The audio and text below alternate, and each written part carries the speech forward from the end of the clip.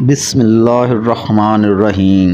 آج ہم بات کریں گے دماغ کی دوہری لائن پر۔ دماغ کی دوہری لائن بہت کم ہی پائی جاتی ہے، جبکہ عموماً یہ ایک ہی لکیر ہوتی ہے جو ہاتھ کے اوپر سیدھی چلتی ہے، لیکن جہاں کہیں بھی یہ لائن دوہری ہوگی تو واضح طور پر دو علیحدہ لائنوں کی شکل میں نظر آئے گی۔ ایسے شخص کے متعلق آپ برملا کہہ سکتے ہیں کہ وہ دوہری حکمت عملی کا مالک ہوگا اور اس کی سوچ و فکر کے ہمیشہ دو زاویے ہوں گے۔ یہ شخص عموماً بہت زیادہ ذہنی کام کو بخوبی نبھانے کی اہلیت رکھتا ہے اور اس کی زندگی دوہری حکمت عملی کے تابع ہوگی اور کامیاب ہوگی۔ دماغ کی دوہری لائن میں ایک تو عام طور پر زندگی کی لائن کے ساتھ جڑی ہوئی ملتی ہے، جبکہ دوسری مشتری کے ابھار سے نمودار ہوتی ہے۔ اگر ایسی صورت میں اس کی تشریح یہ ہوگی کہ یہ آدمی ایک طرف تو انتہائی حساس ہوگا اور دوسری طرف اس میں حکومت کرنے کی عظیم خواہش جھلکتی نظر آئے گی اور وہ اپنے ذہنی خیالات کو دنیا میں پھیلانے کے لیے کوشاں ہوگا۔ اس میں خود اعتمادی کا جذبہ خاص موجود ہوگا۔ اگرچہ دماغ کی لائن دوہری لائن کا نشان شاندار اور قابل ذکر ذہنی قوت کی نشاندہی کرتا ہے، لیکن اس کے باوجود میں نے ہمیشہ یہی مشاہدہ کیا ہے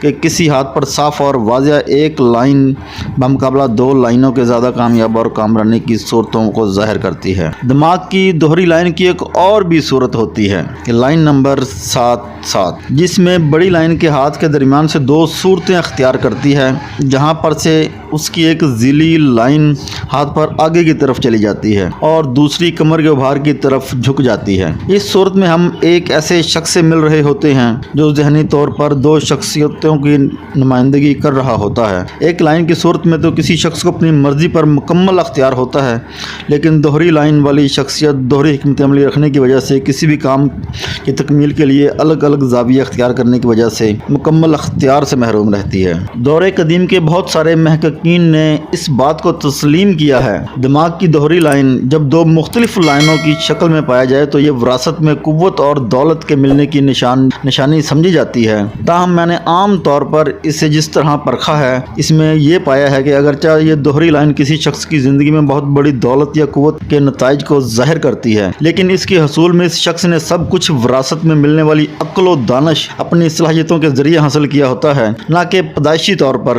اس کے حصے میں آیا ہوتا ہے۔